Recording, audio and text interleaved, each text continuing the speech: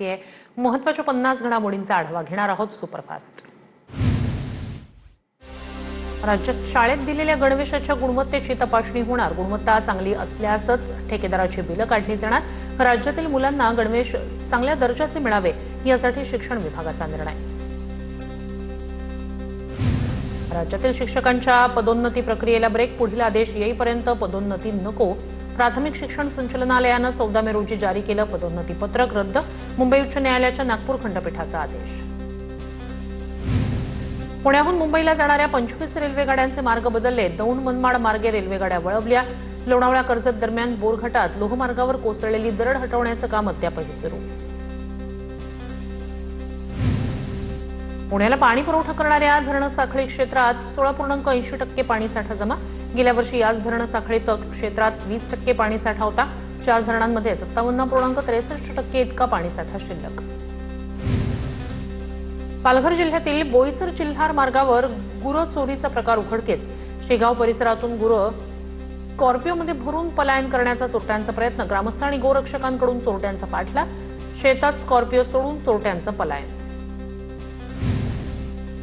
देशाच्या 70% भागातून मान्सूनचे ढग गायब। महाराष्ट्रासह 7 राज्यांमध्ये पुढील 5 दिवस पाऊस नाही। बहुतांश भागात पावसाची उघडीप।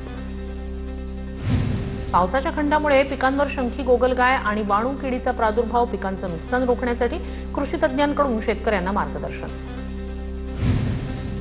शाळा बंद आंदोलनाचा शिक्षकांना फटका। 8629 शिक्षकांचा 1 दिवसाचा पगार कापणार। शिक्षण विभागाचा निर्णय। पाकिस्तानी गँगस्टर शहजाद भट्टीशी संबंधित 21 जणांची चौकशी। नाशिक, मालेगाव, धुळे आणि अहिल्यानगरमध्ये एकाच वेळी एटीएसची छापेमारी। भट्टीनं सोशल मीडियाच्या माध्यमातून टेरर टास्क दिल्याची माहिती। नांदेड विष्णुपुरीतील उड्डाणपुलाचा भाग कोसळल्याच्या घटनेची केंद्र सरकारकडून गंभीर दखल। एनएचएआय पथकाकडून विष्णुपुरीच्या पुलाची पाहणीत पुलाच्या बांधकामातील अनेक तांत्रिक त्रुटी समोर आल्याची माहिती। बिश्नोई टोळीशी संबंधित 3 शूटरला दिल्ली पोलिसांकडून अटक। बिश्नोई गँगच्या मोठ्या गुन्ह्याचा कट उधळला। दिल्ली पोलिसांच्या विशेष पथकाची कारवाई। बीड जिल्हा रुग्णालयातील आणखी एक व्हिडिओ व्हायरल। प्रसूती झालेल्या महिलेला स्ट्रेचर नसल्यानं उचलून नेण्याची नातेवाईकांवर वेळ। 2 दिवसापूर्वी एका पेशंटला लिफ्ट बंद असल्यानं झोळीतून नेतानाचा व्हिडिओ आला होता समोर। कल्याणमध्ये प्रसूतीनंतर महिलेच्या पोटात इन्फेक्शन आढळलं। टिटवाळ्यातील केडीएमसी रुग्णालयावर हलगर्जीपणाचा आरोप। केडीएमसीच्या वैद्यकीय अधिकाऱ्यांकडून प्रकरणाच्या चौकशीचे आदेश। भिवंडीत इमारतीच्या खिडकीची लोखंडी जाळी कोसळल्यानं 2 मुलं गंभीर जखमी। दिवाणशाह दर्गा रोड परिसरातील घटना। जखमी मुलांवर सध्या रुग्णालयात उपचार सुरू। मुंबईत 28 वर्षीय बोगस डॉक्टरला गुन्हे शाखेकडून अटक। आरोपीनं 3 वर्षात 10 कोटींचा अपहार केल्याचा उलगडा। आरोपीला 16 जुलैपर्यंत पोलीस कोठडी। अनैतिक संबंधांचा जाब विचारल्यानं पतीनं घर पेटवलं। 3 पाळीव मांजरींचा होरपळून मृत्यू। घरातील साहित्यही जळून खाक। पुण्यातील सिंहगड रोड परिसरातील घटना। पर्वती पोलीस ठाण्यात गुन्हा दाखल। नाशिकच्या सिरीन मेडोज परिसरात एमएनजीएलच्या पाईपलाईनला गळती। अग्निशमन दल पोलिसांकडून घटनास्थळी दुरुस्तीचं काम। परिसरात मोठ्या प्रमाणात रहिवासी वस्ती असल्यानं नागरिकांमध्ये भीतीचं वातावरण। सांगलीत मिरज पंचायत समितीच्या इमारतीचं 2दा उद्घाटन। आधी मविया आणि नंतर भाजपच्या नेत्यांच्या उपस्थितीत प्रशासनाकडून इमारतीचं 2दा उद्घाटन केल्याचा प्रकार। रायगडच्या पेण तालुक्यात अतिवृष्टीचा गणेशमूर्ती उद्योगाला मोठा फटका। हमरापूर विभागातील कळवे परिसरात पुराच्या पाण्यानं अनेक गणेशमूर्ती कारखाने जलमय। मोठ्या प्रमाणात नुकसान। बीडच्या आष्टीतील युवा शेतकऱ्याचा कृषीमंत्री दत्ता भरणे यांना फोन। आष्टी भागात पावसानं पाठ फिरवल्यानं शेतीचं नुकसान। मुलांची लग्न जमेना, त्यामुळे सरसकट कर्जमाफी देण्याची शेतकऱ्याची कृषीमंत्र्यांकडे मागणी। धाराशिवमध्ये शीतपेय प्यायल्यानं 2 नर्सना विषबाधा। गजानन महाराजांच्या वारीत वाटण्यासाठी शीतपेय जाणार होती, त्याआधीच घटना घडल्यानं मोठी हानी टळली। दोन्ही नर्सवर गॅलेक्सी रुग्णालयात उपचार सुरू। नाशिकच्या सिन्नरमध्ये दूध संकलनात महिन्याभरात 27,000 लिटरची घट। अन्न औषध प्रशासनाच्या कारवाईनंतर घट। अनेक डेअरींवर छापे टाकून संशयास्पद दुधाचे नमुने जप्त। बोगस सोयाबीन बियाणं प्रकरणी अकोला आणि अमरावतीत गुन्हा दाखल। बूस्टर आणि रवी सीड्स कंपनी विरोधात गुन्हा दाखल। पेरडीनंतर सोयाबीनला अंकुर फुटत नसल्याची तक्रार। वर्ध्यात सोयाबीन बियाणं न उगवल्याच्या 242 तक्रारी। देवळीत सर्वाधिक 143 तक्रारी। बियाणांची उगवण क्षमता कमी असलेल्या कंपन्यांवर गुन्हे दाखल करा। आमदार राजेश बकाने यांच्या सूचना। बीडमधील 11 शेतकऱ्यांचे सोयाबीन न उगवल्यानं दुबार पेरणीची वेळ. कृषी विभागाकडून कंपनीच्या अधिकाऱ्यांसह शेतात जाऊन पंचनामे. बाधित शेतकऱ्यांना लवकरच नुकसान भरपाई मिळवून देण्याचे कृषी अधिकाऱ्यांचं आश्वासन. बीडच्या परळी तालुक्यात शेतकऱ्यांना चांगल्या पावसाची प्रतीक्षा. 4 ते 5 दिवसात पाऊस न झाल्यास दुबार पेरणीचं संकट. एकीकडे पेरणीसाठी 50,000 खर्च करून दुसरीकडे मात्र पाऊस नसल्यानं शेतकरी हतबल. जळगावच्या ममुराबादमध्ये पाण्याअभावी सोयाबीन आणि उडदाची पिकं जळून गेली, तर कपाशीचं पीक वाचवण्यासाठी शेतकऱ्यावर पिकांना हातानं पाणी देण्याची वेळ. बळीराजा हवालदिल. पाऊस लांबल्यानं चंद्रपूर जिल्ह्यात भात लागवड रखडली. शेतकऱ्यांना दमदार पावसाची प्रतीक्षा. जिल्ह्यात यंदा खरीप हंगामासाठी 4,63,000 हेक्टर क्षेत्र नियोजित. 2,53,000 हेक्टरवर कापूस, सोयाबीन आणि तूर पिकाची पेरणी. लातूर जिल्ह्यात पाणी टंचाई सदृश परिस्थिती कायम. मांजरा नदीसह नदीवर बांधण्यात आलेले बंधारे कोरडे. मांजरा धरणातील पाणी केवळ पाणी पुरवठ्याच्या योजनेसाठी आरक्षित. परिस्थिती कायम राहिल्यास जनजीवन विस्कळीत होण्याची भीती. पाणलोट क्षेत्रातील मुसळधार पावसामुळे भंडारदरा धरणाच्या पाणी पातळीत वाढ. भंडारदरा धरण तब्बल 70% भरल्यानं शेतकऱ्यांमध्ये समाधानाचं वातावरण. सुरगाणा तालुक्यातील साखळचोंड धबधबा सध्या पूर्ण क्षमतेनं प्रवाहित. महाराष्ट्र गुजरात सीमेवरील पिंपळसोंड गावाजवळ असलेल्या धबधब्याचं मनमोहक ड्रोन दृश्य समोर.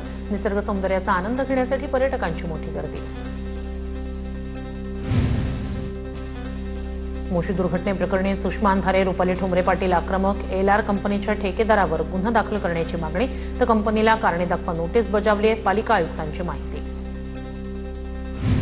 मोशी दुर्घटनेत 9 जणांचा मृत्यू. घटनेचा तपास सुरू. तपासात काय आढळेल यावरून पुढील कारवाई. कायदेशीर कारवाई करण्यासाठी सर्व बाजूंनी तपास करणार. पोलीस अधिकाऱ्यांची माहिती. मोशी इमारत दुर्घटनेतील मृतांच्या नातेवाईकांना 40 लाख रुपयांची मदत जाहीर. महापालिका, राज्य सरकार आणि संबंधित कंपनीकडून मदत दिली जाणार. पीडितांच्या मुलांच्या शिक्षणाची जबाबदारी कंपनी घेणार. ठाणे पालघर जिल्हा बँकेचे अध्यक्ष अरुण कथोरे पाटील यांनी घेतली रवींद्र चव्हाण यांची भेट. या भेटीमुळे आता ठाण्याच्या राजकीय वर्तुळात नव्या समीकरणांची चर्चा. यावेळी अनेक नेते होते उपस्थित.